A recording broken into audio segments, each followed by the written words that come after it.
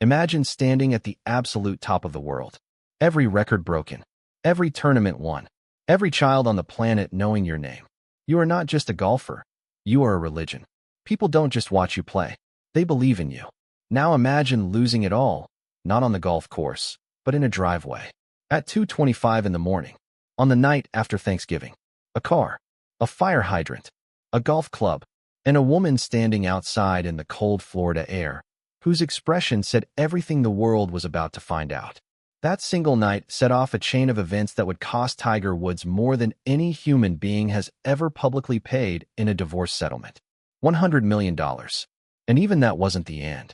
Years later, a lawsuit would drag him back into the courtroom, and he would lose that too. But here's the part nobody talks about, the part that keeps this story alive even now. Tiger Woods is still here, still swinging, still making headlines. And the woman standing beside him today? She's worth $125 million. This is not a story about golf. This is a story about what happens when the most famous man in the world falls, and whether a man like that can ever truly get back up. CTA number 1. Early emotional connection. If you've ever watched someone you admired fall from grace and felt something you couldn't quite explain, drop a word in the comments. Just one word. That feeling has a name, and we'll find it together by the end of this. To understand how far Tiger fell, you have to understand how high he was, and how unnatural that height truly was. Eldrick Taunt Woods was born on December 30th, 1975 in Cypress, California. His father Earl was a former Green Beret. His mother Kultida was from Thailand.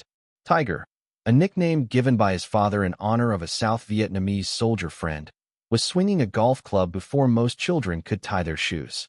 He appeared on the Mike Douglas show at age 2, putting against Bob Hope. At 3, he shot a 48 for 9 holes. This was not normal, and the world knew it. By the time Tiger turned professional in 1996 at the age of 20, he had already won 3 consecutive U.S. amateur championships, a record that had never been done before and hasn't been matched since. Nike signed him immediately, a deal worth $40 million. He hadn't played a single professional round yet. Then 1997 happened. The Masters, Augusta National. Tiger Woods walked onto that course as a 21-year-old and dismantled one of the most prestigious tournaments in golf history by 12 strokes. 12. The previous record had been 9. He became the youngest Masters champion in history. And he did it with a smile so effortless, so genuinely joyful, that the entire world smiled with him. For the next decade, Tiger Woods was untouchable. 14 major championships. Countless PGA Tour wins. A personal net worth that climbed past $1 billion. The first athlete in history to reach that number. He was the most recognized athlete on the planet. Possibly the most recognized human being. He had everything, including, it seemed, the perfect life. In 2004, he married Elin Nordegren, a Swedish model and former nanny to golfer Jesper Parnevik's children. They had met through a mutual friend, dated quietly, and wed in a ceremony at a luxury resort in Barbados. She was beautiful, private, dignified. They had 2 children. Sam, born in 2007. Charlie, born in 2009. From the outside, it looked exactly like what a fairy tale is supposed to look like. But fairy tales, as we all eventually learn, are only stories. November 27, 2009. Black Friday, the day after Thanksgiving. At 2:25 in the morning, Tiger Woods' Cadillac Escalade rolled slowly out of his driveway at Isleworth, a gated community in Windermere, Florida. The car hit a fire hydrant, then a neighbor's tree. Tiger was found lying in the street, unconscious, with cuts on his face. His wife Ellen was there. She had apparently used a golf club to smash the rear window, to help him out, as the initial story went. The police arrived. Tiger was treated. He issued a statement calling it a traffic accident. Simple, clean, closed. Except nothing about it was closed. Within days, a woman named Rachel Uckadle appeared in the tabloids. Then another woman. Then another. By the time the wave finished breaking, over a dozen women had been named publicly in connection with Tiger Woods. Cocktail waitresses, reality TV stars, adult film actresses, neighbors. The stories were specific. The voicemails were leaked. The text messages were printed in full. Tiger went silent. He disappeared from public life for months. Sponsors began peeling away one by one. AT&T, Accenture, Gillette, Tag Heuer. Nike stayed. But the silence from Tiger was deafening. On February 19, 2010, he stood before a room full of reporters and cameras and read a prepared statement. He did not take questions. He apologized to his family, to his fans, to the game of golf. His voice cracked. His face was stone. He said he had sought professional help. He said he was deeply ashamed. But the one person who was not in that room, the one person whose forgiveness actually mattered, was Elin. And she was watching from somewhere very, very far away. CTA number 2, mid-story conflict. Here's something I want you to think about. At what point does a person stop being someone who made mistakes and become the mistake itself? Drop your honest answer below. No judgment here. Elin Nordegren filed for divorce in August 2010. The proceedings were, remarkably, kept almost entirely private. No screaming headlines of courtroom battles. No bitter public statements. Just two people, one the most famous athlete in the world, the other a woman who had built her entire life around him, quietly and formally ending what they had built. The settlement was finalized in August 2010. And the number, when it finally leaked, stopped conversations around the world. $100 million. To put that in perspective, at the time, it was widely reported as the largest celebrity divorce settlement in history. More than Paul McCartney's divorce. More than Michael Jordan's. More than almost any other public figure in any industry. Tiger paid Elin $100 million. And as part of the agreement, she agreed to joint custody of their two children and, it was later reported, a promise to remain near Tiger's Florida home for the sake of the kids.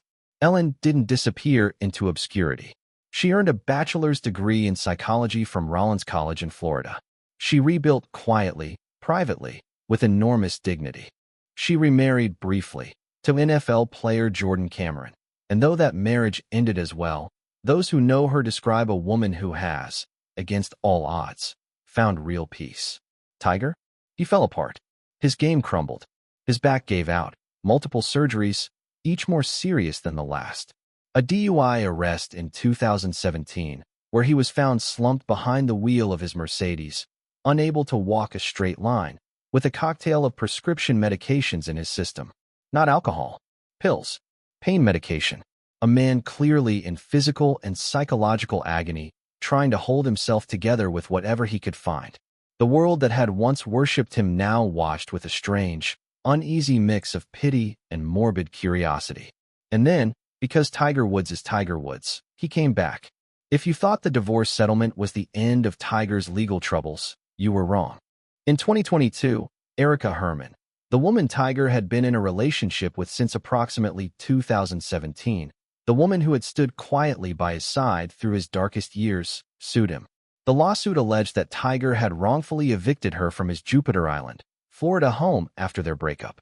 She claimed he had promised her a long-term tenancy as part of their relationship agreement, and that forcing her out was a violation of that promise.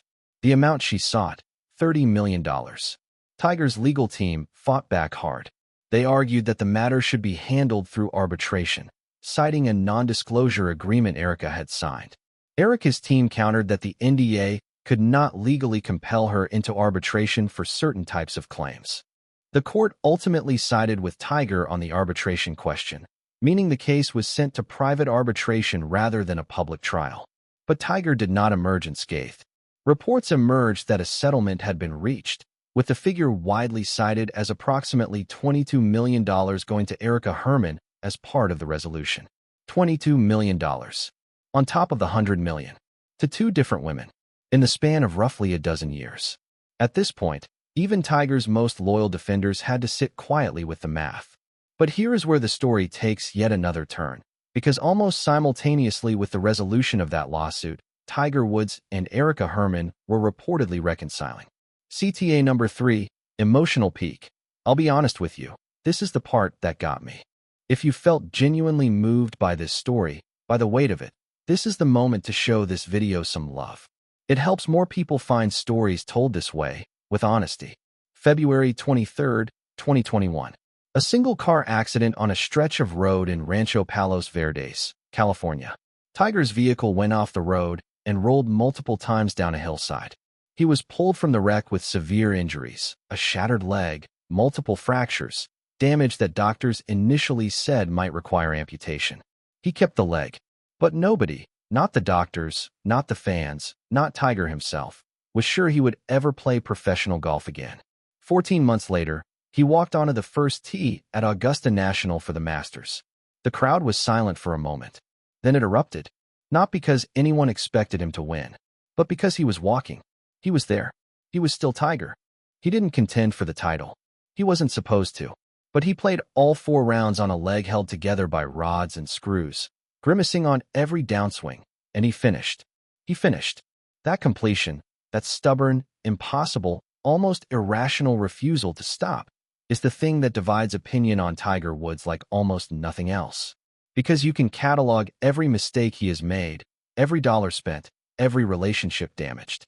And then you watch him limp down the 18th fairway at Augusta, and you feel something you didn't expect to feel. Something that looks a lot like awe.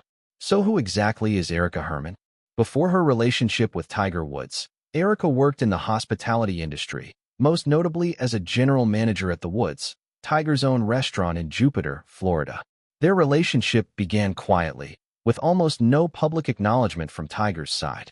She appeared at tournaments beside him. She was present during his surgeries and his recovery. She was there during some of the hardest years of his life. After the lawsuit and reported settlement, Erica's net worth, which comes largely from the settlement itself combined with other reported financial arrangements, is estimated at around $125 million. And here is where this story refuses to wrap itself in a neat bow. Because after everything, the lawsuit, the accusations, the arbitration, the settlement, there are credible reports that Tiger and Erica have, in some form, resumed contact. Possibly a relationship. What does that mean? What does any of this mean? Maybe it means that human beings are messier than our headlines. That love and litigation can exist in the same story. That $100 million doesn't buy clarity. That $22 million doesn't buy closure. That a man can be simultaneously a legend and a cautionary tale, and that both things can be completely true at the same time. Tiger Woods once said, in a rare, unguarded moment, that he was willing to lose everything for the chance to be great. He didn't mean it the way it came out, but perhaps he was more honest than he knew. He lost almost everything, and he is still, somehow still here, still swinging, still making us feel something every time we see his name. Whether that is greatness, or grief, or something in between, that, perhaps, is the most human question of all. CTA number 4. Ending resolution/subscribe. If you believe that real stories, messy, honest, human stories, deserve to be told without shortcuts, then this channel is built for you. Every story we tell here is researched, written, and delivered with that same intention. You know what to do. Tiger Woods. One name. One driveway. One Thanksgiving night. $100 million. 22 million more. And a life that still, somehow, refuses to end quietly. The game isn't over. It never really is.